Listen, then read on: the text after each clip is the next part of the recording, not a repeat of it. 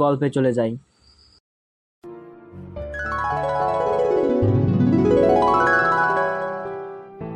শুয়ে আছি আমার রাজ্যে, শান্তির ঘুম দিচ্ছিলাম, তবে পাশে কেউ নেই।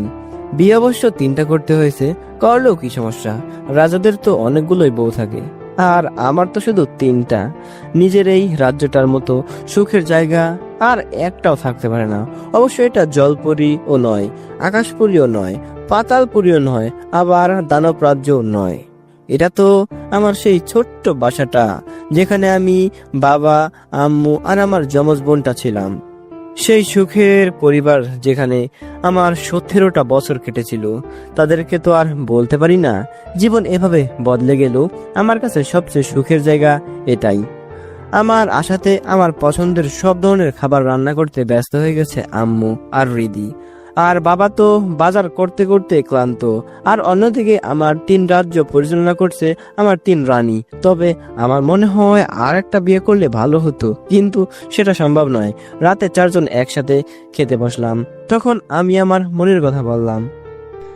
আমাদের রাজা টিটানের কি খাবারটা পছন্দ হয়েছে? তুই রান্না করছস, পছন্দ না করে উপায় আছে? বুঝলি কি করে? আমি গরুর গোস্তটা রান্না করেছি। সহজ, আম্মুর রান্না এত খারাপ না। কি বলি তুই? আমার রান্না খারাপ? দাঁড়া, তোকে মেরে ফেলবো। আসছে। এই মানব রাজ্যটা যদি আমি দখল করে নিব, যখন তখন তবে আমার বউদের দাসী বানাবো। বলি হলো, তোর বউয়েদের এক একটা ঘাড় আমি মটকাবো। সবাই পড়ি, তুই ওদের সাথে পারবি কি করে? তোরা কি শুরু করলি রে? আরে কতদিন পরে আসছে, একটু ঝগড়া করতে দাও তো ওদের। করুক, কিন্তু আগে বল, বৌমাদের নিয়ে আসলে না কেন? বিয়ে করেছো আমাদের ছাড়াই, তারপর সবার সাথে তেমন ভাবে কথাও বলতে পারিনি। তোমার বৌমাদের এক একজনকে এক এক রাজ্য পরিচালনার দায়িত্ব দিয়েছি, আর আমি পুরো পৃথিবীটা ঘুরে বেড়াই। তারা এত ব্যস্ত, কিভাবে আসবে বলো? আর তো কোনো বিপদ নাই এখন। না, তবে তোমাদেরকে একটা কথা বলতে চাচ্ছিলাম আমি। কি কথা? দানবের রাজ্যে আমার আধিপত্য একটু বেশি, ওরা সবাই আমার অনুরাগী একটু বেশি। আমার উপরে হয়তো সামনে অনেক বড় বিপদ আসতে পারে, তাই তোমাদের আমি গোপন রাখতে চাই। কি বিপদ? সব তো শেষ। এখনো শেষ হয়নি, মাত্র শুরু হয়েছে। সেদিন দানব রাজ্যের সবচেয়ে বড় তান্ত্রিকের সাথে কথা হয়েছিল। তিনি আমাকে সামনে বিপদের কথা বলছেন, তাই তোমাদের এখানে থাকা ঠিক হবে না। আমরা আবার কোথায় যাব? আমার পুরো সাম্রাজ্যের সবচেয়ে সংরক্ষিত জায়গা দানব রাজ্য। আমার দানব সেনারা নিজেদের জীবন দিয়ে দিবে, তাও তার রাজার পরিবারের যেভাবেই হোক কিছুই হতে দিবে না। আমাদের কিছুই হবে না, তুই শুধু শুধু চিন্তা করিস না। দেখো, এমন বইলো না। আমার এখানে আসার উদ্দেশ্য এইটাই। আজকে রাতে তোমরা যার যার ব্যাগ গুছিয়ে নিবে। তোমাদের নিয়ে আমি কাল সকালে দানব রাজ্যে যাব। আমি চাইবো না তোমাদের কোনো ক্ষতি হোক। তুই যেটা ভালো বুঝোস কর। তোমাদের কিছু হলে যে আমি বাঁচবো না, আমার মনের কথাটা তো বললাম। আসলে নিজেই জানি না কিসের বিপদ আমার সামনে আসবে, তবে হলপ করে বলতে পারি এই বিপদের কথা রাজা হারকিউলিস খুব ভালো করেই জানতেন। তাই তো যখন খুব বড় বিপদে পড়বো, কোথাও যাওয়ার জায়গা থাকবে না, ভাবার কোনো বিষয় থাকবে না, তখন সেই বইটার কাছে যেতে বলেছে। সব রহস্য মনে হয় সেই বইটাতে নিহিত রয়েছে। আমি অনেকটা তৎপর হয়ে উঠলাম, কিন্তু আমাকে সঠিক সময়ের অপেক্ষা করতে হবে। আপাতত আমি আমার পরিবারটাকে নিরাপদ স্থানে নিয়ে যাই। সেদিন সেই দেওয়ানে তান্ত্রিক বলেছিল আমার পরিবারের সবাইকে গোপন করে ফেলতে, না হলে কেউ আমার উপরে টোপ ব্যবহার করবে, আর সেটা হবে আমার পরিবার দিয়েই। তাই আগে ভাগে তাদেরকে লুকিয়ে ফেলবো। রাতের খাওয়া দাওয়া করে আমি ব্যালকনিতে দাঁড়িয়ে আকাশ দেখছিলাম। 3 জনের কথায় খুব মনে পড়তেছে, কিন্তু কিছুই তো করার নাই। ভিতরে রেডিও জামা কাপড় গোছাচ্ছে। আমি, নীলা, যারা, মোহনা কাউকে এই বিষয়ে জানাতে চাই না। তাই আমি তাদের বলে আসছি আমি বড় একটা সফরে যাচ্ছি, তাই কেউ কোনো খোঁজ নিচ্ছে না। তবে এটা আমি জানি, খোঁজ না নিয়ে ওরা পারবে না। নিশ্চয়ই খোঁজ খবর নেওয়ার লোক পাঠিয়েছে। আমাকে রাতের মধ্যে শুয়ে পড়লাম। সকালে আমার দানব সেনাপতিকে আদেশ দিলাম পোর্টাল খুলতে। সে পোর্টাল খুললো। বাসার সামনে দিয়ে আমরা পোর্টালে ঢুকে সোজা চলে গেলাম দানব রাজ্যে। আমার দানব সেনা আর প্রজারা সবাই তাদের রাজার পরিবারকে সম্মান দেখানোর জন্য দাঁড়িয়েছিল। আমরা পোর্টালে ঢুকতেই সবাই কুর্নিশ করলো আমাদের। সেটা দেখে তো বাবা, আম্মু আর হৃদি অবাক। তোমাদের ভয় পেতে হবে না, ওরা সবাই বন্ধুর মতো। তুই কি এদের সাথেও লড়েছিলি? হ্যাঁ, লড়তে হয়েছিল। ভাই, কিভাবে লড়লি এদের সাথে? তোর সাইজ আর ওদের সাইজ দেখ। বলে না ছোট লঙ্কার ঝাল বেশি, আমার কথাটাও তেমনি। আচ্ছা চলো তোমাদের রাজ্যটা দেখানো যাক। ওইটা তোমাদের রাজহংস, ওইটায় যাওয়া আসা হবে তোমাদের। একটা হাঁসের মতো গাড়ি যেটা পাতালপুরি থেকে বানানো হয়েছে। এটা অটোমেটিক ভাবে চলে। ভিতরে একবার যেখানে যেতে বলা হবে সেখানেই যাবে এটা। আমি সেটাই উঠিয়ে দিলাম তিনজনকে। ওদের সোজা নিয়ে যাওয়া হবে রাজপ্রাসাদে। আর আমি আমার সবচেয়ে বিশ্বস্ত সেনাপতি রৈনুকদের সাথে কথা বলতে লাগলাম। মহারাজ, আপনার আদেশ মতো পোর্টালের দরজা লক করে দেওয়া হয়েছে। জনৈকদের সেই দরজাগুলো তালাবন্ধ করা হয়েছে। আর এই রাজ্যে আসার সব রাস্তা বন্ধ করে দেওয়া হয়েছে। টেলিপোর্টার মেশিনের ওয়েব বিচ্ছিন্ন করা হয়েছে। কেউ চাইলেও পাতালপুরি থেকে এখানে আসতে পারবে না এখন। গেটের নিরাপত্তা বাড়িয়ে দিন। আমি কোনরূপ বিশৃঙ্খলা চাই না। সামনে কি হতে চলেছে সেটা আমাদের সবারই অজানা, কিন্তু ভয়ানক কিছু একটা হবে সেটা বোঝা যাচ্ছে। জি মহারাজ, আমি গেটের নিরাপত্তা এখন আরো 5 গুণ বাড়িয়ে দিচ্ছি। তবে আমার মনে হয় আপাতত আপনার এখানে থাকা ঠিক হবে না। হ্যাঁ, আপনি ঠিকই বলেছেন। আমাকে সব জায়গায় নিরাপত্তা বাড়াতে হবে। বিকালে আমি জলপরীতে যাচ্ছি। কিন্তু তার আগে আপনি আপনার বাবা, আম্মা আর রাজকুমারীকে একটু বুঝিয়ে দিয়ে যান। হয়তো তারা ভয় পেতে পারে আমাদের দেখে।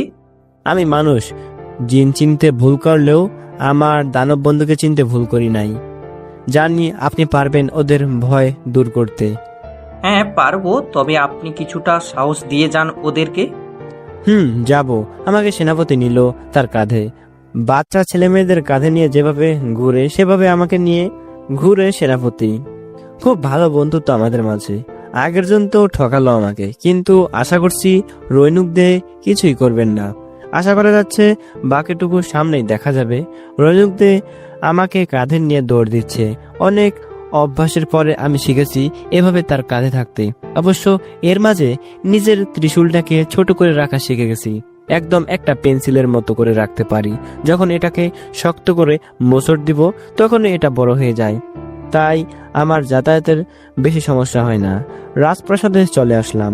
রাজপ্রাসাদটা অনেক অদ্ভুত, কারণ সব ঘরগুলোই বিশাল বিশাল, কিন্তু শুধু আমাদের জন্য ছোট করে বানানো হয়েছে কিছু রুম। আমি বাবা, আম্মু আর রিদির সাথে কথা বলতে লাগলাম। তুই কি আমাদের এখানে রেখে চলে যাবি? তাছাড়া কিছুই করার নাই। আমার যে সব রাজ্যকে বাঁচাতে হবে। তাহলে আমাদেরও সাথে নিয়ে যা। পাগল হয়েছো? আমার 4 রাজ্যের মধ্যে সবচেয়ে নিরাপত্তায় রাখা হয়েছে এই রাজ্য। কেউ হামলা করলেও সেনাপতি তোমাদের সবচেয়ে নিরাপত্তার জায়গায় পাঠিয়ে দিবে। সামনে কি হবে? হয়তো ভয়ানক কিছুই হবে। তোমরা কেউ চিন্তা করো না, আমাদের কিছুই হবে না। আমাদের সাথে এটা হচ্ছে কেন? হয়তো ভাগ্য এমনই ছিল, তাই তো সব দুঃস্বপ্ন সত্য হয়ে যাচ্ছে। সাবধানে থাকিস। তোমরা ভয় পেও না। দানবদের যা বলবে তাই শুনবে। যদি না শুনে সেনাপতিকে বলবে। এই রাজ্যে আমার পরে সেনাপতিরই ক্ষমতা। তোর মন্ত্রী নাই? আছে তো, কিন্তু তার ভূমিকা সেনাপতির পরে। ও, আমি ওদের থেকে বিদায় নিলাম। বিকালে পোর্টাল খুলতে বললাম সেনাপতিকে। যোগাযোগের জন্য এখানেও আধুনিকতার অভাব নেই। এক ধরনের বিশেষ ফলন ব্যবহার করে, যেটা আমাদের উচ্চতার অর্ধেক আমার মনে হয়। কিন্তু পাতালপুরীর বিজ্ঞানী আমার জন্য বিশেষ ফোন তৈরি করেছে। এটা দিয়ে আমি যে কাউকে ইচ্ছে মতো ফোন করতে পারি। শুধু নাম বললেই ফোন চলে যাবে, নাম্বার না জানলেও হবে। বলতেই হবে টেকনোলজিয়া। যাই হোক, বলতেই হবে টেকনোলজির দিক থেকে পাতালপুরি অনেকটা এগিয়ে গেছে। আমি পোর্টাল দিয়ে চলে আসলাম জলপুরীতে। অবশ্য জলপুরীতে আসিনি, আটলান্টিক মহাসাগরের একটা দ্বীপে এসে পৌঁছালাম। পানির কাছে গেলাম, একটা হাত নামিয়ে দিলাম পানিতে। অনুভব করতে লাগলাম পানিকে। অনুভব শক্তি দিয়ে দেখতে লাগলাম আশেপাশে কি আছে। একটা বড় শার্ক দেখতে পেলাম একটু দূরেই। ঠান্ডা পানির হাঙর আমি যদি সাধারণ মানুষ হতাম তাহলে নিশ্চয়ই ভালো জিনিস হতো না এই হাঙরের কাছে, হাড় ভেঙে চুরে খেয়ে ফেলতো। কিন্তু তা হলো না। আমি হাঙরটাকে ডাকলাম, সে চলে আসলো আমার কাছে। পানির মজা নিতে নিতে যাব আজ আমার জল রাজ্যে, তাই হাঙরের উপরে চড়ে বসলাম। মজাই লাগতেছিল। আর এদিকে যে জিনিসটা আমাদের অজানা ছিল সেটা হলো মিল্কওয়ে গ্যালাক্সির আমাদের থেকে একদম বিপরীত দিকে আমাদের মতোই একটা সৌরজগৎ রয়েছে, যেটাকে আমাদের বিজ্ঞানীরা কি বলে নাম দিয়েছে জানি না, বাট তারা সেটাকে লুয়াইন বলে থাকে। সেটাতে গ্রহ রয়েছে 32টা, সূর্য রয়েছে 4টা। প্রথমে একটা গ্রহতেই জীবন শুরু হয়, কিন্তু আস্তে আস্তে সেখানের বিজ্ঞানীদের অগ্রগতির কারণে 32টা গ্রহতেই তারা থাকে। তাদেরও আমাদের মতো অক্সিজেন প্রয়োজন হয়, কিন্তু দেখতে একরকম না। আমরা আকৃতিতে তো ভিন্ন হবেই, খাবারও একরকম না। তবে একরকম হচ্ছে তাদের জনসংখ্যা ও খুব বৃদ্ধি পাচ্ছে। সেই সাথে এক গ্রহের রাজার সাথে বৃদ্ধি পাচ্ছে অন্য গ্রহের রাজার ঝগড়া, তুমুল যুদ্ধ হচ্ছে তাদের মাঝেও। তাদের এই যুদ্ধের ফলে সবচেয়ে শক্তিশালী যে রাজা লু চিন, সেই পুরো সৌরজগতের রাজা হয়ে যায়, পুরো সাম্রাজ্য তার হয়ে যায়। কিন্তু সমস্যা বেঁধে গেল যুদ্ধের ফলে। তাদের জনসংখ্যা 80% কমে গেছে। যুদ্ধের ভয়াবহতা লক্ষ্য করতে পেরেছে লু চিন, সেই সাথে এটা লক্ষ্য করেছে তাদের একটা গ্রহ বসবাসের জন্য উপযোগী নয়। তাই তারা আশেপাশের গ্রহের সন্ধানে সেনা পাঠাতে লাগলো। তাদের বিজ্ঞান আমাদের থেকে 100% উন্নত। তাদের অস্ত্রের সাথে ধরতে গেলে আমরা কিছুই না। লুচিন অনেকগুলো স্পেসশিপ পাঠিয়ে দিল চারদিকে। শুধু মিল্কওয়ে গ্যালাক্সি না, আশেপাশের বেশ কিছু গ্যালাক্সিও খোঁজ নিতে লাগলো। এমন সময় লুচিনের কাছে খবর আসলো,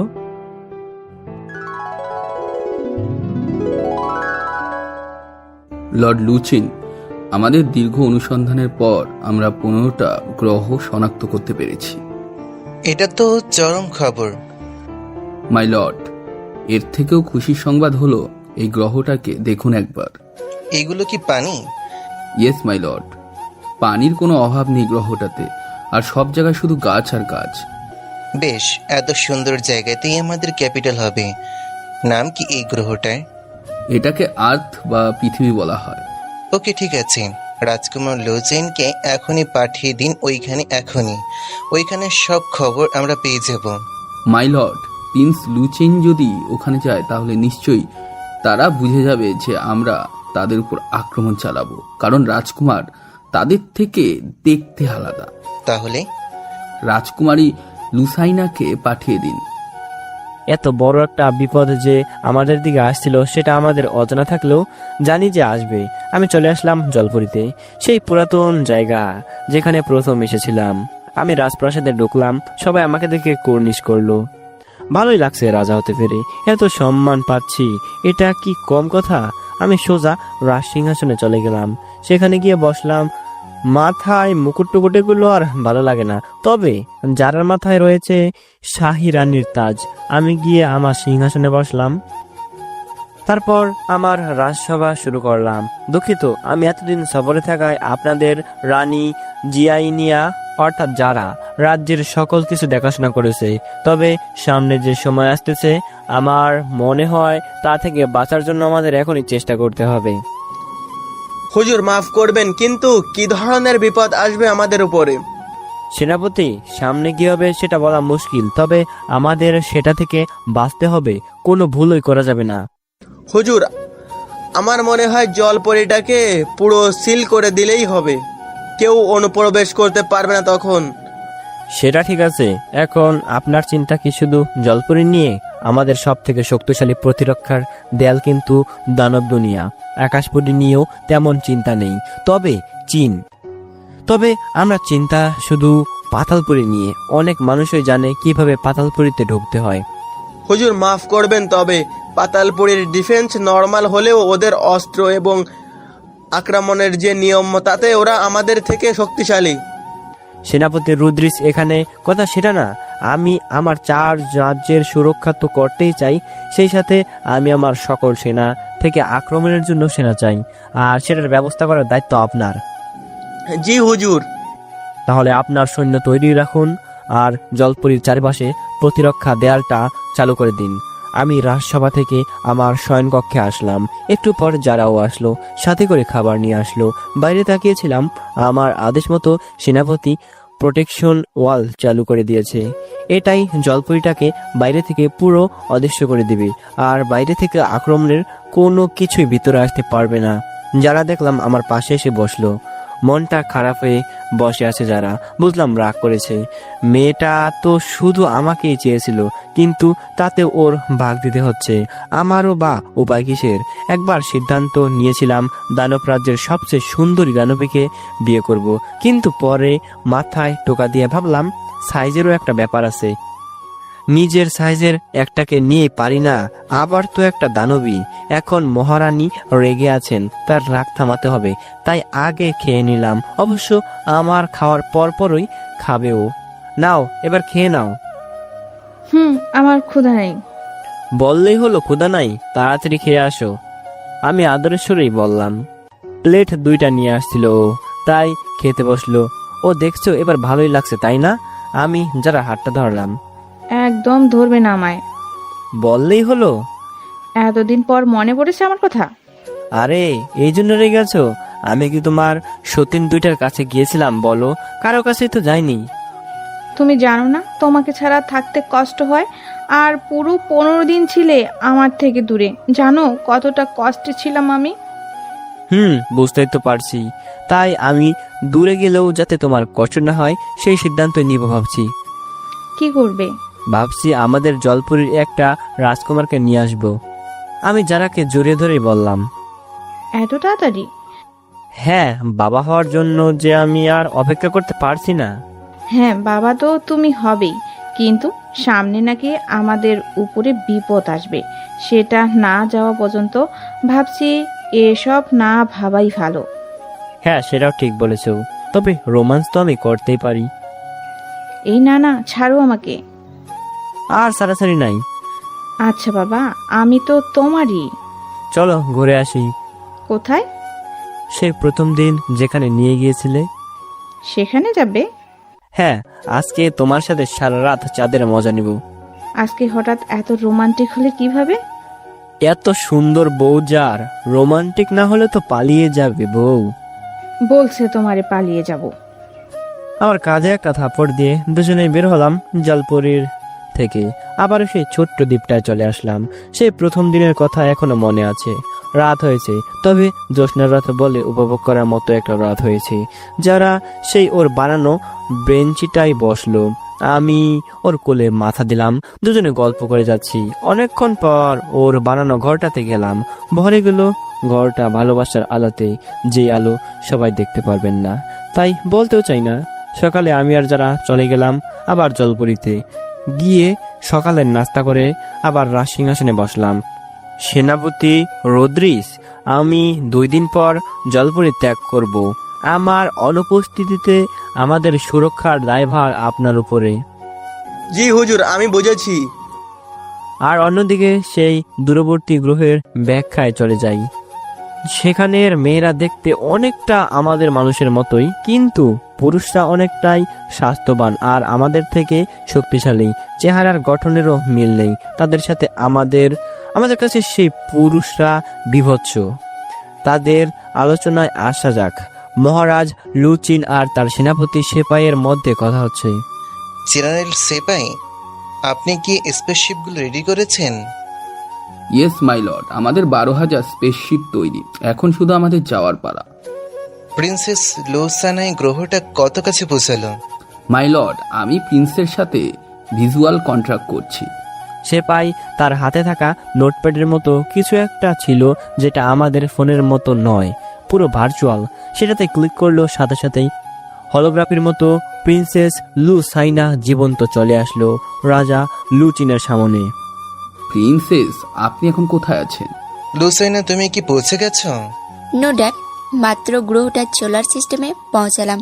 স্পিড পোর্টাল ব্যবহার করে এই অবধি এসেছি, কিন্তু এখন স্পিড পোর্টালের ব্যাটারি রিচার্জ করতে হবে, তারপর এখান থেকে সোজা ওই পৃথিবীতে। গুড, তোমাকে ওইখানে পাঠানো হয় গুপ্তচর বানিয়ে। ওইখানে সকল খবরাখবর আমাকে দেবে। আমরা আজই রওনা দিচ্ছি। সকল দুর্বল পয়েন্টগুলো বলবে আমাদের। Yes my lord. প্রিন্সেস, তবে সাবধান, ওরা হয়তো আমাদের থেকেও বেশি চালাক হতে পারে। আপনি যে অন্য গ্রহ থেকে এসেছেন এটা যেন ওরা না জানতে পারে, তাহলে সতর্ক হয়ে যাবেন। ইয়েস জেনারেল, আমি বুঝতে পারছি। তো জেনারেল রাজকুমার লু চেইনকে তৈরি হতে বলেন, আজই তো রওনা দিচ্ছি 12,000 স্পেসশিপ নিয়ে। মাই লর্ড, এইমাত্র খবর পেলাম কাছে একটা গ্রহ যেটা আমাদের পাশের সোলার সিস্টেমে রয়েছে, নাম ইরাইনাস। সেটা ডিফেন্স খুবই খারাপ, আমরা আক্রমণ করতে পারি তাদের উপর। তাহলে দেরি কিসের? শুধু আমাদের সোলার সিস্টেম জয় করলে চলবে না, আমরা বাকি একটাও ছাড়বো না। ইয়েস মাই লর্ড, চলুন। আর এদিকে লুসাইনার স্পেসশিপের স্পিড পোর্টালের ব্যাটারি রিচার্জ হওয়ার পরেই নিমিষেই ক্রাশ করলো আটলান্টিক মহাসাগরের পানিতে, যেটা আমাদের জলপরি থেকে অনেক দূরে। সেটা থেকে লুসাইনা প্যারাশুট নিয়ে অনেক আগেই বের হয়ে গেছে। আশেপাশে দেখে তো সে মুগ্ধ, এত পানি আর এত গাছপালা সেটা আগে কখনো দেখেনি।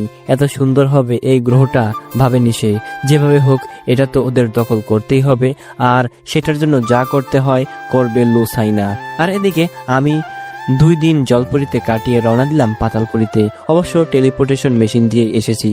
আসতে মন চাইছিল না, তবে নীলার জোরাজুরি ফোনে আমাকে আসতেই হলো। কি এমন জরুরি বিষয় হতে পারে সেটা বুঝতেছিলাম না। ভাবলাম হয়তো রাজ সিংহাসনে আমাকে টেলিপোর্ট করবে, কিন্তু না, অনেক আশ্চর্য হলাম, কারণ একটা গবেষণার রুমে আমাকে আনা হয়েছে। পাশে নীলা দাঁড়িয়েছিল। নীলা হেসেই আমার কাছে আসলো। জরুরি কিছু বলতে চাইছিলে? হ্যাঁ, তোমাকে তো এটা বলা হয়নি, আমাদের পৃথিবীর সবচেয়ে উন্নত এবং দামি গবেষণাগার হচ্ছে এইটা। এখানে সব উন্নত বিজ্ঞানীগণও রয়েছেন। দেখো, উনি হলেন সার্ফরে, এখানের মূল বিজ্ঞানী। নামটা অদ্ভুত। মহারাজ, আমার সালাম নিন। কি হয়েছে? খুব গুরুতর কিছু একটা হয়েছে আমার মনে হচ্ছে।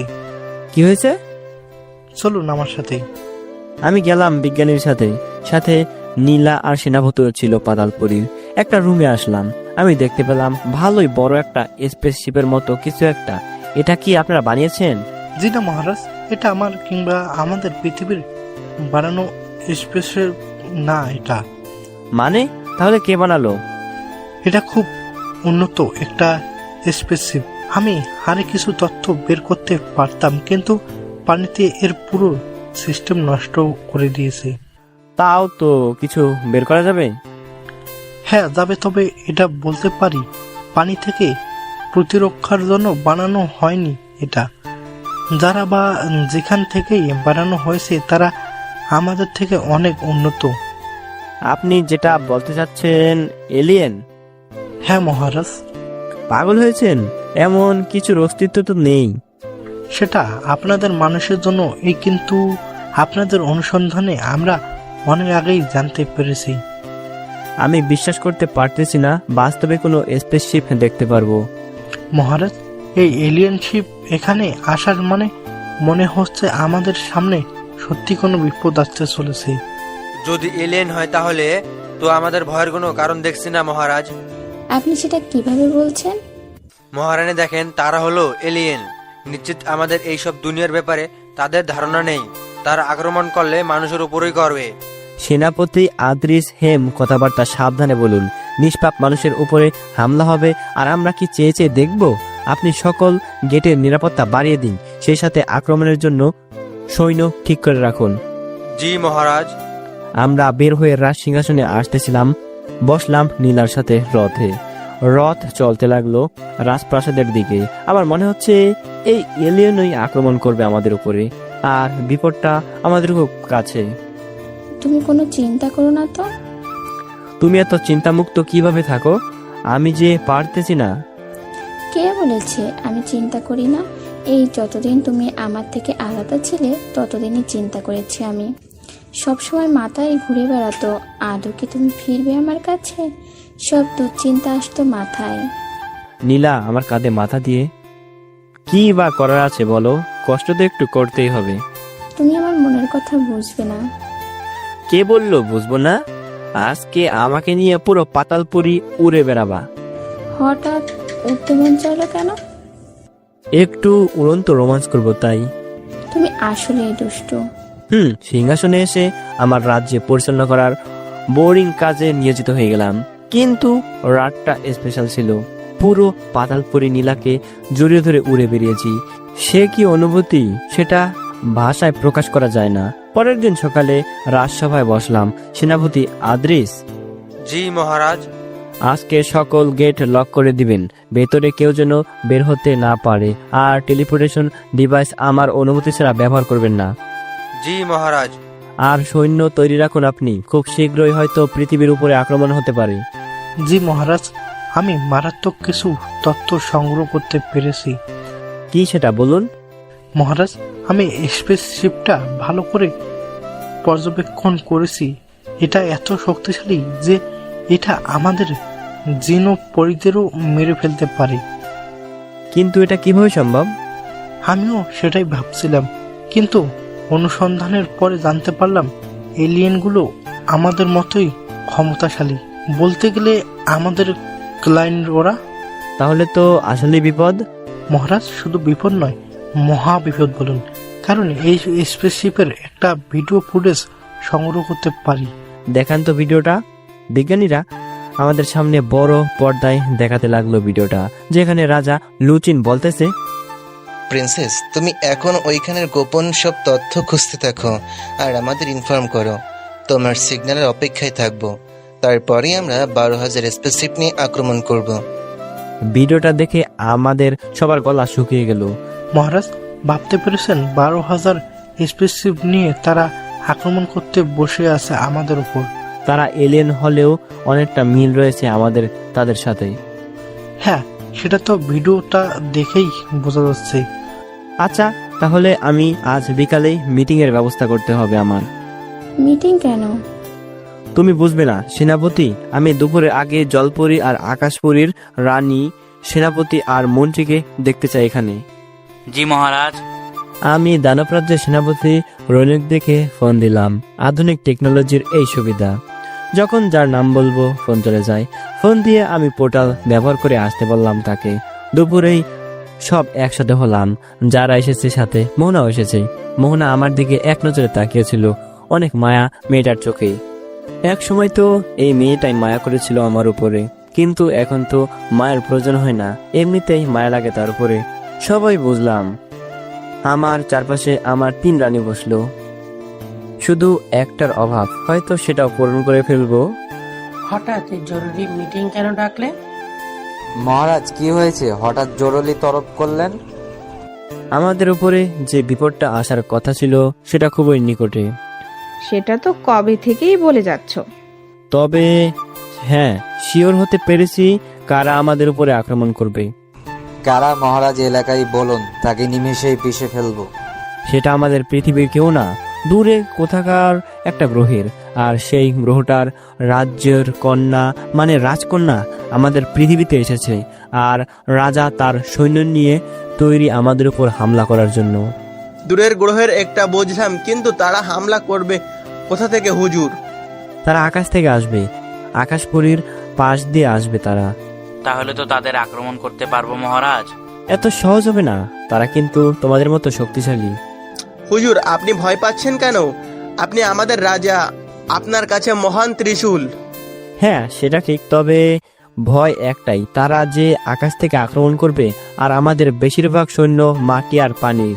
শুধু আকাশপুরীর সৈন্যরাই উড়ে আক্রমণ করতে পারবে।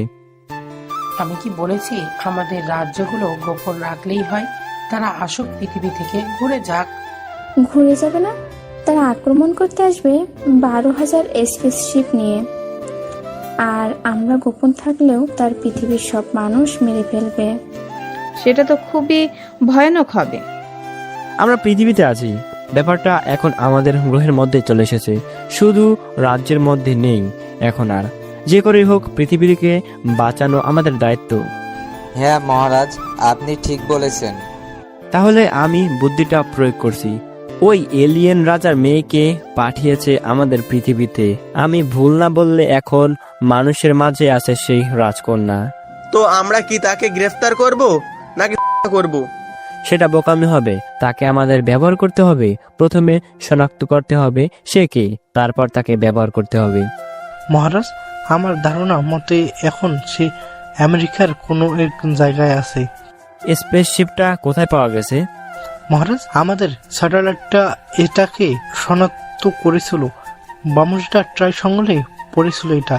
আর আমাদের স্যাটেলাইট সেই রাজকন্যার একটা স্পেস ভিউ এসেছে।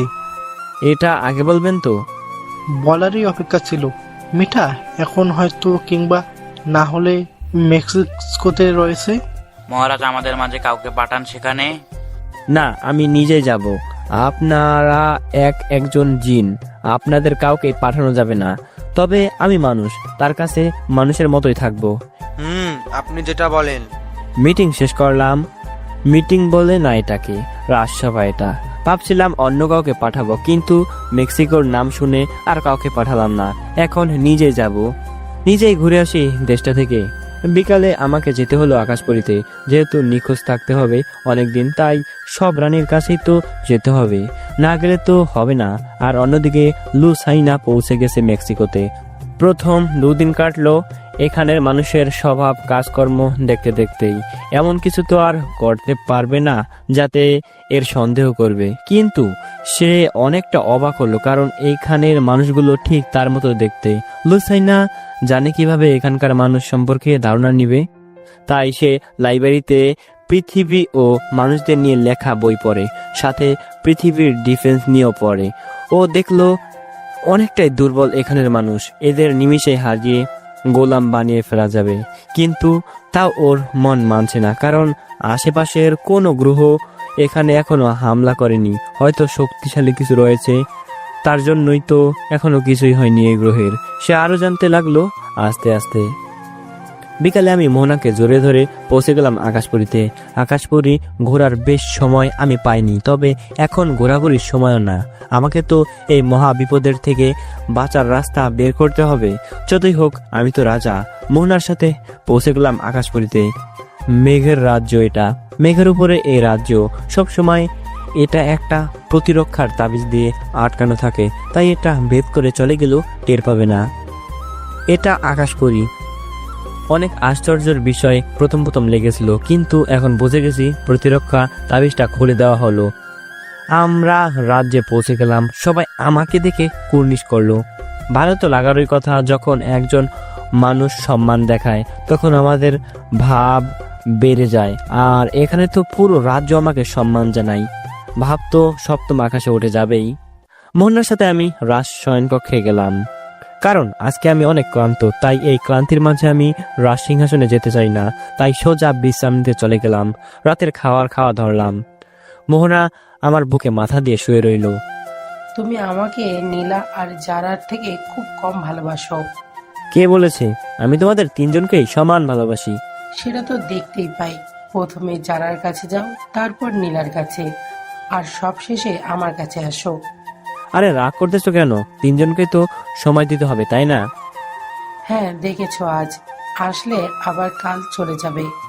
এই টেনশনটা দূর হোক, তখন আমরা সবাই একসাথে থাকবো। সবাই একসাথে?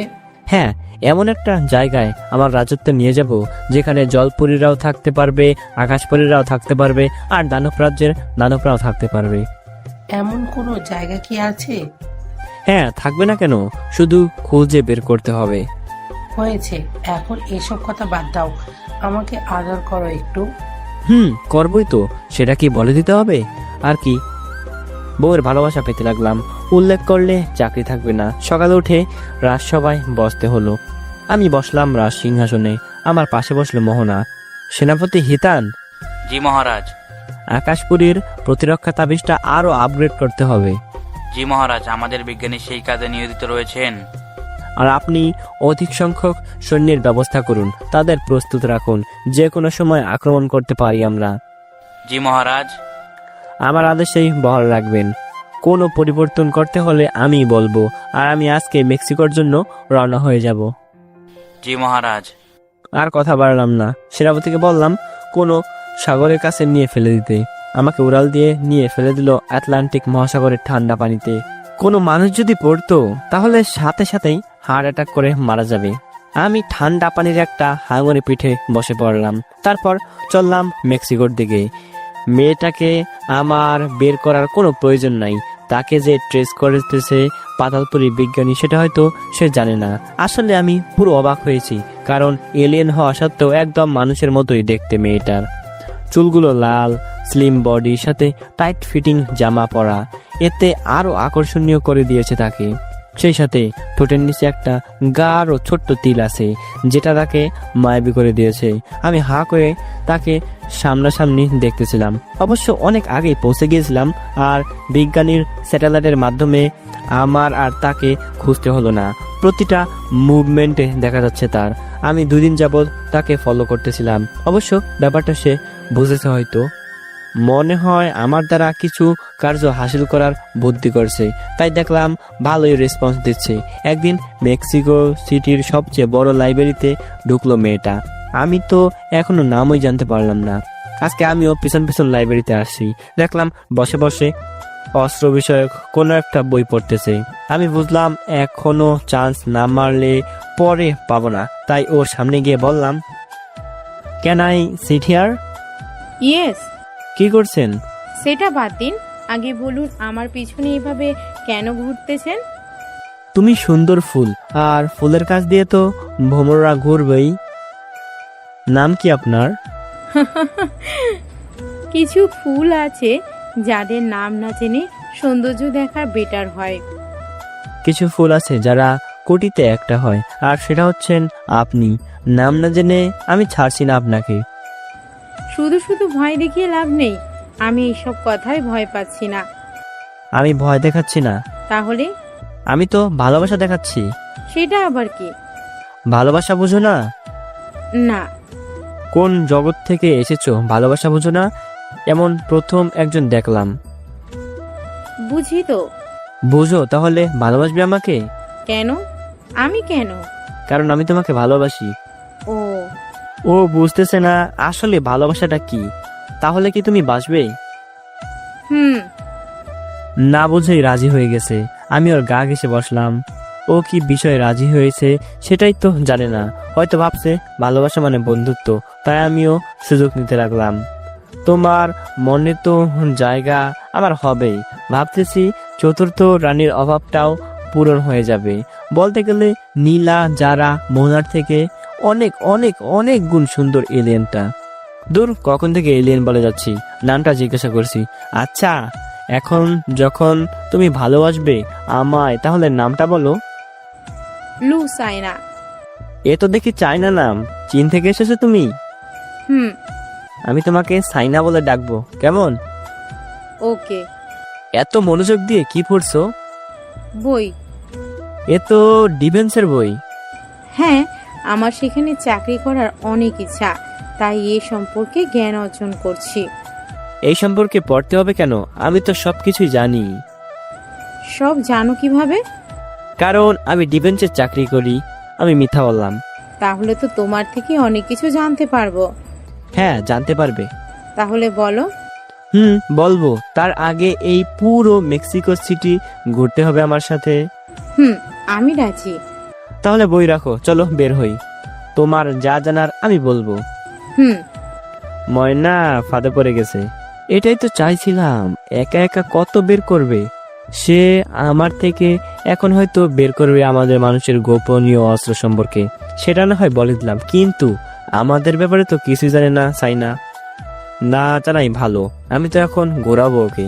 ভালোবাসা কি সেটা বোঝে না ও, কিন্তু কিছুদিনের মধ্যেই ওর মনে এই অজানা অনুভূতি নিয়ে আসবো আমি। ভাবতে অবাক লাগছে, একটা এলিয়েনকে বলদ বানাচ্ছি। অবশ্য এমন মেয়ে পটানোর জন্য সবই করা যায়। আমি সাইনাকে নিয়ে বের হলাম। আমার দুটো কাজই হয়ে যাবে। এদিকে পুরো মেক্সিকো সিটি ঘুরে দেখতে পারবো। সেই যখন থেকে এসেছি শহরটার সৌন্দর্য আমাকে টানছে। কারণ শুনছি মেক্সিকোতে নাকি অনেক আশ্চর্যজনক জায়গা রয়েছে। পুরো শহরটাই ঘন ঘরবাড়ি দিয়ে তৈরি। শুনলে অনেকের কাছে মনে হবে বস্তির মতো দেখতে হবে তাহলে, কিন্তু না, এত ঘরবাড়ি থাকা সত্ত্বেও কোনো দিক দিয়ে এই শহরের সৌন্দর্য কমেনি। ঘোরার মতো অনেক জায়গা আছে সিটিতে, কিন্তু আমাকে তো সব রোমান্টিক জায়গাগুলোতে যেতে হবে, কারণ একজনের মনে রোমান্স ভরে দিতে হবে। তো আমি মেক্সিকো সিটির সবচেয়ে বড় নদীটায় চললাম। নামটা আমার অজানা, এখানের মানুষ কি বলে জানি না, তবে আমি শুনেছি অনেক রোমান্টিক একটা জায়গা। আমি হাঁটতেছিলাম, ভাবলাম পাশে সাইনার হাতটা ধরলে খারাপ হয় না। তো যেই বাবা সেই কাজ, আমি হাত ধরে ফেললাম। সাইনা আমার হাত এক ঝটকা দিয়ে ফেলে দিল। এসব কি হচ্ছে? চোখ বড় বড় করে আমার দিকে তাকিয়ে, কি হচ্ছে মানে? তুমিই তো বললা ভালোবাসবে আমায়, তো তোমার প্রেমিক হিসাবে তোমার হাত ধরার অধিকার আছে আমার। ভালোবাসলে যে হাত ধরতে হবে সেটা কোনো কথা আছে? আমি তো তোমার হাত ধরেছি শুধু, আর ওদিকে ওই দুইজন ছেলে মেয়ে দেখো, ওরা দুজন দুজনকে জড়িয়ে ধরে চুমু হচ্ছে। ওরাও তো একে অপরকে ভালোবাসে। কিন্তু কোনো কিন্তু নয়, হাতটা দাও, আমি ধরে হাঁটবো। সাইনা আর কিছু বললো না, ভাবছে ভালো বিপদে তো পড়েছে সে, কিন্তু এখন সে এই ভালোবাসা জিনিসটা বুঝে গেছে। এতক্ষণ তো সে ভেবে নিয়েছিল এটা মানে হয়তো বন্ধুত্ব, কিন্তু এমন হবে সেটা ভাবেনি। কিন্তু কি করার, যা হওয়ার হয়ে গেছে। এখন যদি আমার কথা না শুনে তাহলে তো অনেক কিছু জানতে তার আবার বই পড়তে হবে। আবার আরেকদিকে আমার দিকে একটা টানও অনুভব করতেছিল। এটা ছিল অজানা এক টান, যেটা আগে কখনো ফিল করেনি সাইনা। আমি সাইনার হাত ধরে হাঁটছিলাম, চলে আসলাম পুকুরটাতে। এইটার নাইট ভিউ অনেক সুন্দর হয়। নামটা শুনেছিলাম, অনেকটা অদ্ভুত নামটা পুকুরটার। তবে একটা জিনিস লক্ষ্য করলাম, কেন এখানে সব লাভার্সরা আছে। পুকুরটার ওপর দিয়ে একটা ব্রিজ রয়েছে। অবাক হলাম, কারণ এখানে সবাই একটা করে তালা মেরে চাবিটা নদীর পানিতে ফেলে দিচ্ছে। ভালোবাসাটাকে নাকি বন্দি করে দিছে এভাবে। আমি সাইনাকে বললাম, আমরাও আমাদের ভালোবাসাটাকে বন্দি করে ফেলি, চলো। এইটা আমার বিশ্বাস হয় না। তাহলে কি বিশ্বাস হয়? আমার মনে হয় এই ফিলিংসগুলোকে এভাবে বন্ধ রাখতে নেই, এটাকে প্রমাণ করতে হয়। তাহলে কি তালা না মেরে তুমি ভালোবাসা প্রমাণ করতে চাও? হ্যাঁ। কি প্রমাণ করতে চাও তুমি? সবাই তো তালা মেরে সেটা পানিতে ফেলে দিচ্ছে, তালা আমি মারবো, সেটাকে পানিতেও আমি ফেলবো। তুমি গিয়ে সেটা উঠিয়ে এনে যদি আমার ভালোবাসা খুলে দিতে পারো তাহলে প্রমাণ হয়ে যাবে। ওকে, কোনো ব্যাপার না, প্রমাণ তোমাকে আমি দিব। দাঁড়াও, আমি তালা নিয়ে আসছি। আমি ব্রিজের পাশে থাকা দোকান থেকে তালা নিয়ে আসলাম। এখানে শুধু তালাই পাওয়া যায়। দোকানদারের তো সেই বেচাকেনা হয়, মনে হয় এতদিনে তালা বিক্রি করে কোটিপতি হয়ে গেছে লোকটা। আমি একটা তালা নিলাম লোকটার কাছ থেকে। পকেট থেকে ত্রিশূলটা বের করলাম, চাবিটাতে হালকা মার্ক করলাম। কিছুটা এনার্জি আমি ভেতরে রাখলাম, যেটা আমি পানির মধ্যে অনুভব করতে পারবো। তারপর তালাটা দিলাম সাইনার হাতে। সে তালা বের করে দিল ব্রিজের সাইডের তার দিয়ে বানানো দেয়ালে। তারপর সেটা ফেলে দিল পানিতে। পুরো জনগণ আমার দিকে তাকিয়ে আছে। এটা তো একটা মরণ খেলা। কোনোদিনও কি সম্ভব কাঙ্ক্ষিত চাবিটা পাওয়া? কারণ হাজার হাজার চাবি রয়েছে পানির নিচে, তার মাঝে নিজের চাবি পাওয়া তো সম্ভব না। হ্যাঁ, সেটা অন্য কারো কাছে সম্ভব না, কিন্তু আমার কাছে কোনো ব্যাপারই না। আমি আমার কাছে থাকা মানি ব্যাগ আর মোবাইলটা দিয়ে দিলাম সাইনার হাতে। তারপর দিলাম জাম্প। আমার চাবিটা পেতে সময় লাগলো না, কারণ নিজের ত্রিশূলের এনার্জি আমি ফিল করতে পারছিলাম। তাই চাবিটা হাতে নিলাম, কিন্তু এখনই উঠে গেলে তো হবে না, 2 মিনিট লেট করি। আমি তো এভাবে সারা জীবনও থাকতে পারবো, কিন্তু আবার এতক্ষণ থাকলেও সন্দেহ হয়ে যাবে। তাই ঠিক 2 মিনিটের কিছু আগে আমি উঠে গেলাম ওপরে। উঠে আবার ব্রিজের কাছে চলে আসলাম। এসে লকটা খুলে দিলাম। সাইনা সহ সবাই অবাক হয়ে গেল।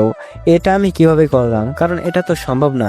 আসলেই তো নিচে যত চাবি আমি দেখতেছি সেগুলো গলিয়ে লোহা বানালেও একজন মনে হয় বড়লোক হয়ে যাবে।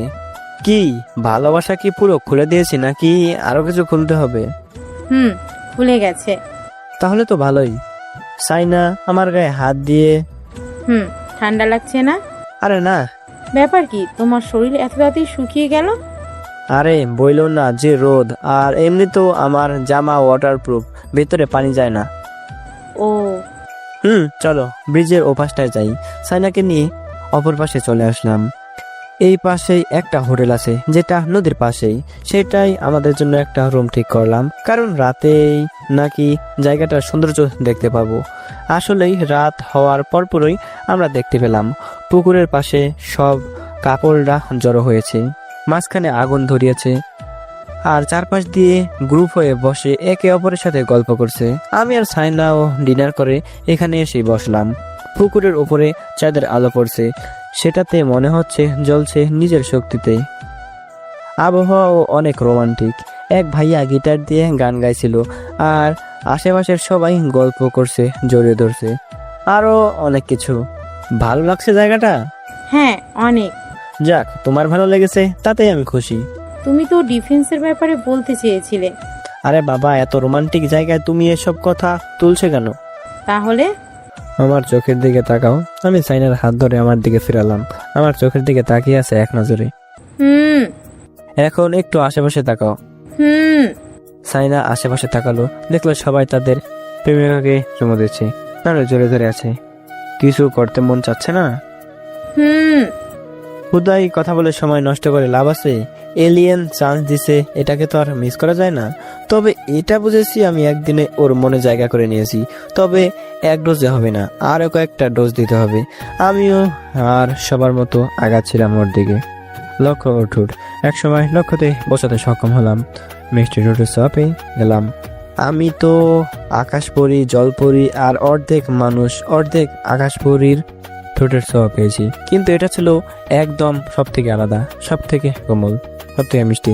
জানি না, তবে ওর ঠোঁটের ছোঁয়া পেয়েই শরীরের রক্তকরণ হয়ে গেল। তো রাতের সৌন্দর্য না দেখে আমি ওর সৌন্দর্য দেখাতেই সম্মতি দিলাম। ভেবেছিলাম এলিয়েন হিসাবে পুরো আলাদা হবে আমাদের থেকে, কিন্তু না, একদম আমাদের মতোই। তবে কিছু একটা তো আলাদাই, কারণ অনেক ভালোবাসা পেলাম ওর থেকে। মেয়ে হিসাবে খারাপ না। যাক, 4 নাম্বার রানী তো পূরণ হয়েই যাবে। সকালে উঠলাম, সাইনা শুয়েছিল আমার বুকের উপরে। হয়তো এমন কিছু একটা হবে, সেটা কল্পনা করিনি। তাও যা হয়ে গেছে সেটা তো মেনে নিতেই হবে। এখন তো আর কিছুই করার নাই। ও হালকা নড়ে উঠলো। আমি ওর কপালে একটা চুমু দিলাম। প্রিন্সেস তাহলে উঠেছে? অবাক হয়ে বলল, প্রিন্সেস? হ্যাঁ, তুমি তো আমার কাছে প্রিন্সেস হই। আমি একটু শক্ত করে জড়িয়ে ধরলাম। ও আচ্ছা, এখন ছাড়ো তো। কোনো সরাসরি নাই। আরে ছাড়ো তো, কালকে যা করেছো গোসল করতে হবে তো। চলো, আমিও যাব। মোটেও না। সাইনা নিজে জামা ঠিক করে বাথরুমের দিকে যাচ্ছিল। আমি তো যাবই। একদম না। সাইনা দৌড় দিয়ে চলে গেল আর দরজা আটকে দিল। দূর, মজাই নষ্ট হয়ে গেল। আমি আলমারি খুললাম, দেখলাম জামা রয়েছে এখানেই। আমরা তো কিছুই আনিনি সাথে, এখান থেকে পরে নিতে হবে। আর একটু পর শপিং এ যেতে হবে। দেখা যাক আরো কতটা ড্রেস দিতে পারি ওকে। আশা করি খুব তাড়াতাড়ি পাগল করতে পারবো সাইনাকে। ভাবলাম আরো কিছু দুষ্টামি করি ওর সাথে। এখন তো মনে হয় শাওয়ার ছেড়ে গোসল করছে।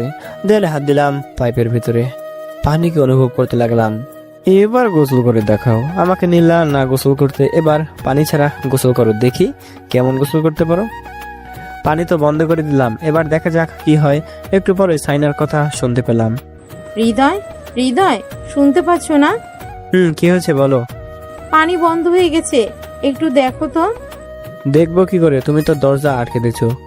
আরে গাধা, এইখানে দেখবে কেন? বাইরে গিয়ে দেখো পানি শেষ কিনা। ওকে, আমি বাইরে থেকে একটু ঘুরে এসে আবার বলতে লাগলাম, বাইরে কোনো সমস্যা হয় নাই মনে হয়, ভিতরেই সমস্যা হলো। আমি দেখতেছি কি সমস্যা। উল্টা পাল্টা কিছু করবে না তো? আরে না, কিছুই করবে না। সাইনা দরজা খুললো। আমি শুধু ওর দিকে তাকিয়ে রইলাম। টাওয়াল পরে দাঁড়িয়ে আছে, সারা শরীর ভিজে রয়েছে পানিতে, মাথা শ্যাম্পু নিয়েছে। কিন্তু এমন সময় আমি পানি বন্ধ করে দিছি। আমি পানির ঝর্ণা একটু বাড়িয়ে দিলাম হাত দিয়ে, সাথে সাথে পানি পড়তে লাগলো। পানিতে আমিও ভিজে গেলাম। এটাই তো আরেকটা সুযোগ। নাও, এবার বের হও। ভিজে গেছি তো, এখন বের হলে কেমন দেখাবে? কিছুই দেখাবে না, বের হও তো তুমি। এখন আর হচ্ছে না। আমি টান দিয়ে সাইনাকে বুকের মাঝে নিয়ে নিলাম। তাকিয়ে আছে চোখ বড় বড় করে, আর পিঠে হাত বুলিয়ে দিতে থাকলো। তোমার পিঠের এই দাগগুলো কিসের? কোন দাগ? এই যে বড় বড় দাগগুলো।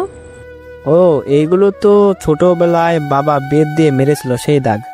ও, আমাকেই কেন ভালোবাসলে তুমি? কারণ তোমার মাঝে আমি অন্যরকম কিছু দেখি। তুমি আর সব মেয়ে মতো না, অনেক ভালো আর শান্ত স্বভাবের মেয়ে। আমি তাই তোমাকে ভালোবাসি। যদি কোনোদিন দেখো আমি অনেক খারাপ, আমার জন্য মানুষ মারা যাচ্ছে, তাহলে কি করবে তুমি? এমন দিন তো আসবেই না। যদি কোনোদিন এই পৃথিবীর উপরে যুদ্ধ শুরু হয়, তাহলে আমি যেখানে নিয়ে যাব যাবে আমার সাথে? আগে তো হোক, তারপর দেখা যাবে। এখন চলো, এত গোসল করলে ঠান্ডা লেগে যাবে। চলো, ব্রেকফাস্ট করে নিলাম। এখন যাওয়ার ইচ্ছা আছে ব্লক মলে। এই মেক্সিকো সিটির অনেক বড় একটা মল এইটা। কম বয়সী ছেলে মেয়েদের কেনাকাটা করার জন্য এটাই সবচেয়ে ভালো জায়গা। আমি সাইনাকে নিয়ে ভেতরে গেলাম। আমি বুঝতে পারছি ওর মনের মধ্যে জায়গা আমার হয়ে গেছে। জানি না এই মেয়ে পটানোর শক্তি আমার কোথা থেকে আসলো। সব রাজার মেয়েরাই পড়ে যাচ্ছে। ভাবতেছি এখন মানুষের মাঝে একজনকে বিয়ে করতে হবে। আমি সাইনার সাথে সারা দিন ঘোরাঘুরি করলাম। তারপর রাতে আবার সেই হোটেলে ফিরলাম। বাইরে থেকে ডিনার করে এসেছি, তাই দুজনে গল্প করছিলাম। তুমি কিন্তু কিছু বলতে চেয়েছিলে। ও হ্যাঁ, তোমাকে তো কিছু তথ্য দিতে হবে। অনেক গোপন তথ্য এগুলো, সবাইকে বলা যাবে না। আপনাদের বললে আমার জেল হয়ে যাবে, তাই বললাম না।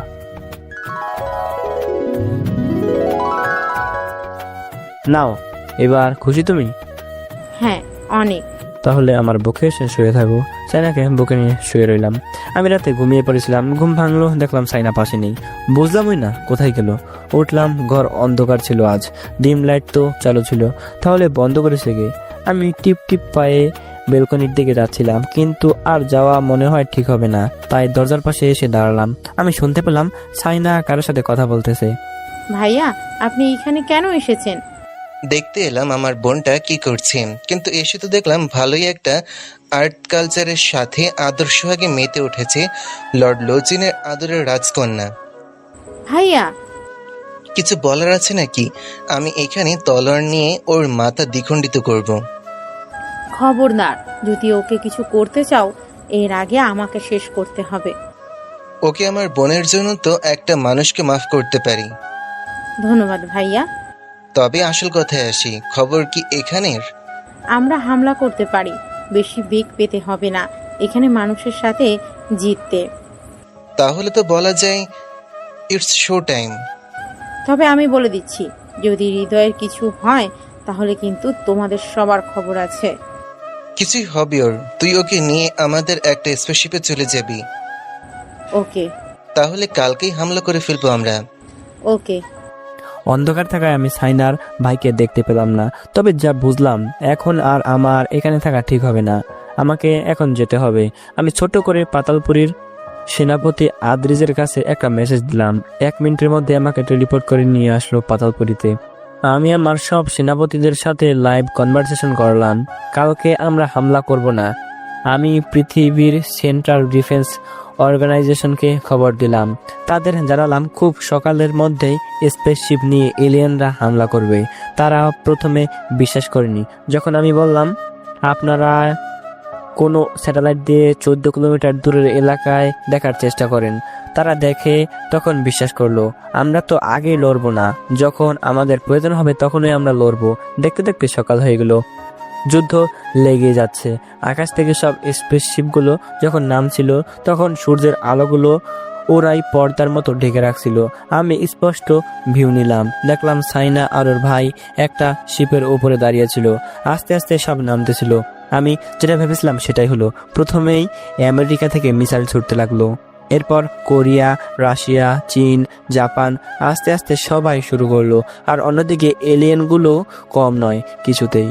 সব দিক থেকেই ওরা আক্রমণ করতেছে। ওদের সংখ্যায় বেশি হওয়ায় ওদের কোনো সমস্যা হচ্ছিল না।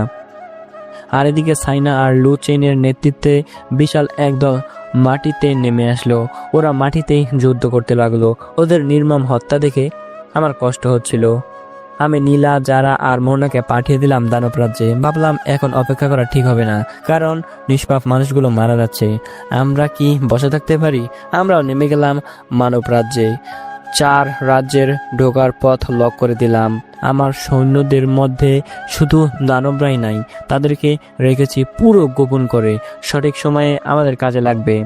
আমরা চলে আসলাম লু চেইন আর সাইনার সামনে। আমি ছিলাম যুদ্ধের পোশাকে, হাতে আমার ত্রিশূল। সাইনা আমাকে দেখে অবাকই হলো, কারণ রাতে আমাকে অনেক খুঁজেও পায় নাই। আজ আমাকে এভাবে দেখবে সেটা কল্পনা করেনিও। লু চেইন হেসে দিল। দুই পক্ষ সামনাসামনি দাঁড়িয়ে রইলাম। এত সুন্দর একটা মুহূর্তের জন্য কতদিন অপেক্ষা করে আছি। এত এলিয়েন তো কি হয়েছে, যতক্ষণ আমার হাতে ত্রিশূলটা আছে এরা আমার কাছে কিছুই না। কোথায় গিয়েছিলে তুমি? কেন খুঁজেছিলা তুমি? হ্যাঁ, অনেক খুঁজেছি। তুমি এখান থেকে চলো, অনেক ভয়ঙ্কর কিছু একটা হবে। এইটা ভেবো না আমি ডিফেন্সে চাকরি করি বলে এখানে আসছি, আর আমার পিছনে এরা সবাই ডিফেন্সের চাকরি করে, সেটা ভাবলে ভুল হবে। তো এখানে কেন আসছো? এখানে আসছি তো মনের মতো ধ্বংস করতে।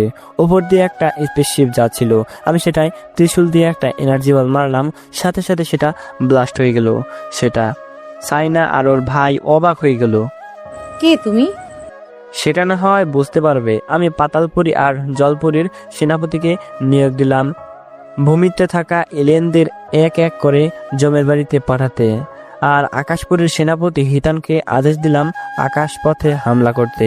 এলিয়েনগুলো হয়তো প্রস্তুত ছিল না এমনভাবে হামলা গ্রহণ করবে তারা, কারণ কখনো তারা ভাবেনি কারো পিঠে পাখা থাকতে পারে আর তারা উড়তে পারবে।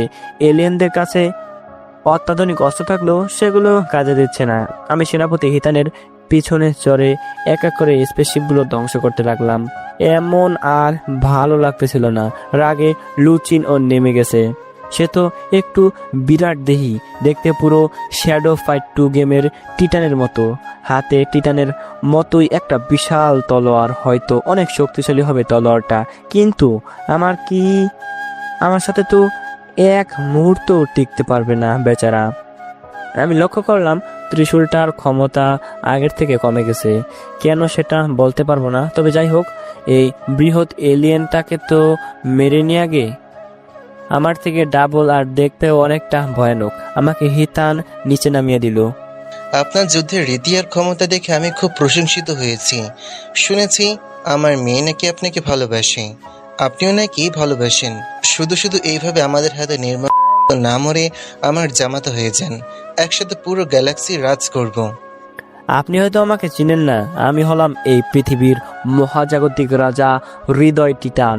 এই যে সকল সেনা দেখতেছেন, এই সব আমার। আমি প্রথমে আপনাকে মারব, তারপর গুনে গুনে আপনার সবগুলো সেনাকে হত্যা করব। প্রথমেই চেষ্টা করে দেখান। আমি একটা এনার্জি বল ছড়লাম, সেটা লাগলো লুচিনের, কিন্তু আশ্চর্য হলাম কারণ কিছুই হলো না। ওনার কিছুই হলো না বললে ভুল হবে, নিচে পড়ে গেল শুধু। আমি আমার লড়াইয়ের কৌশল আর ত্রিশূলের ব্যবহার করতে লাগলাম, কিন্তু কিছুতে পেরে উঠছিলাম না ওনার সাথে। আমি ত্রিশূল দিয়ে এবার মাটিতে আঘাত করলাম জোরে, আশেপাশের সব মাটি সরে গেল, কিন্তু লুচিন যেখানে দাঁড়িয়েছিল সেখানে কিছুই হলো না। এখন নিজের কাছে অসহায় লাগছিল, তবে আমি আশা ছাড়লাম না। পাশের বিশাল পুকুর থেকে পুরো পানি উঠিয়ে নিয়ে লুচিনের উপরে ফেললাম। পানি লাগার পরে সে একটু দুর্বল হলো। আমি আঘাত করতে লাগলাম, সেগুলো সজোরে লাগছিল ওনার, কিন্তু রেগে সে জোরে আঘাত করলো তার বিরাট তলোয়ার দিয়ে। সেটা থেকে বাঁচতে আমি ত্রিশূল ধরলাম সামনে, যেটা কখনো কল্পনা করিনি সেটাই হয়ে গেল। হাতের ত্রিশূলটা ভেঙে গেল, 2 টুকরো হয়ে আমার 2 হাতে রয়ে গেল। বিদ্যুতের চমক বের হলো ত্রিশূল থেকে ভাঙার পর। আমি হতভম্ব হয়ে দাঁড়িয়ে রইলাম। কি হলো আমি কিছুই বুঝতে পারলাম না। হাতের ত্রিশূলটা যে এভাবে ভেঙে যাবে কল্পনাও করতে পারি নাই। আশেপাশের মারামারি সব যেন আমার কাছে থেমে গেল, আমি কিছুই অনুভব করতে পারছিলাম না। একটা মুহূর্তে আমাকে পুরো থমকে দিল। লুচিনের দিকে তাকালাম, দেখলাম সে মৃদু হেসে আমাকে উপহাস করার চেষ্টা করছে। আমি যে এভাবে ত্রিশূল থাকা সত্ত্বেও তার কাছে হেরে যাব এটা কল্পনা করতে পারছিলাম না। হঠাৎ লুচিন তার বিরাট তলোয়ার দিয়ে আমার উপরে হামলা করতে গেল। আবারও সে মারাত্মক কোপ দিল, যেটা দিয়ে আমার ত্রিশূলটা ভেঙে গেল।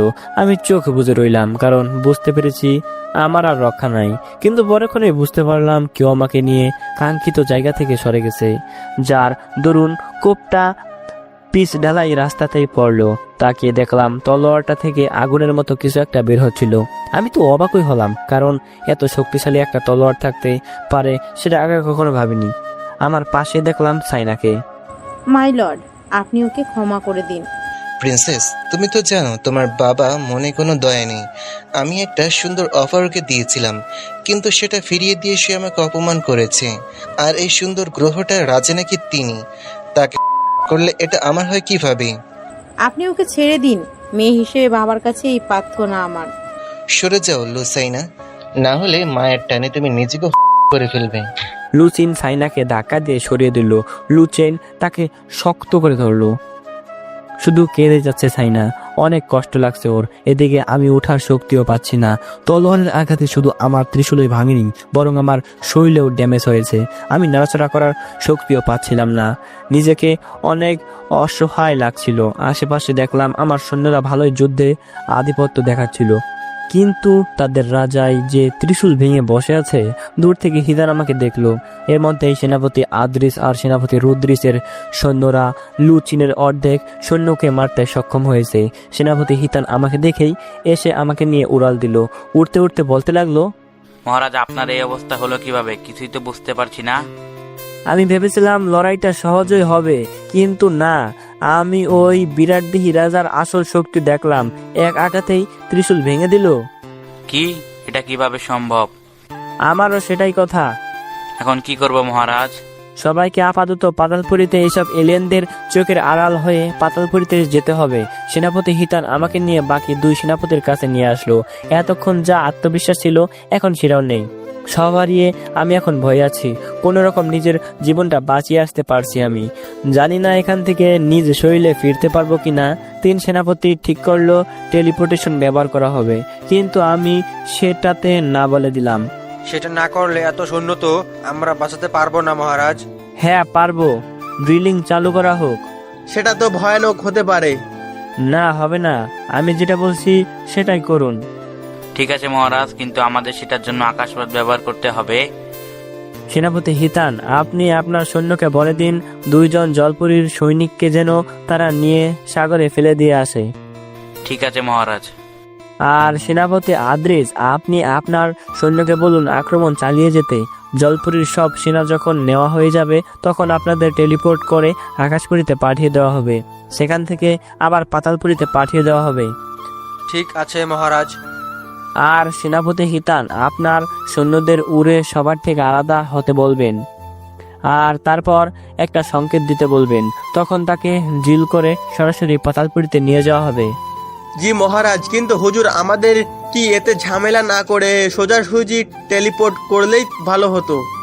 ভালো হতো, কিন্তু তাদের মনে কৌতূহল জাগতো। তাদের মনে বলতো আমাদের পৃথিবীতে আরো কিছু আছে, তাই আমি তাদের থেকে ব্যাপারটা এড়াতে চাই। ও বুঝেছি হুজুর। তাহলে প্ল্যান মতো কাজ করুন। আমাকে হিতান উড়িয়ে নিয়ে সাগরে পানিতে ফেলে দিল।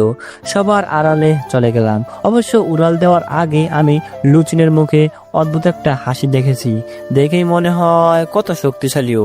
আমি পাতালপুরীর বিজ্ঞানীকে বললাম আমাকে টেলিপোর্ট করে ওনার ল্যাবে নিয়ে যেতে। মাথায় একটা জিনিস আসলো, আগে আসলো না কেন? যখন লুচিনকে আমি পানি দিয়ে আঘাত করছিলাম তখন অনেকটা দুর্বল হয়ে গেছিল ও। আর বিজ্ঞানী আগেও বলেছে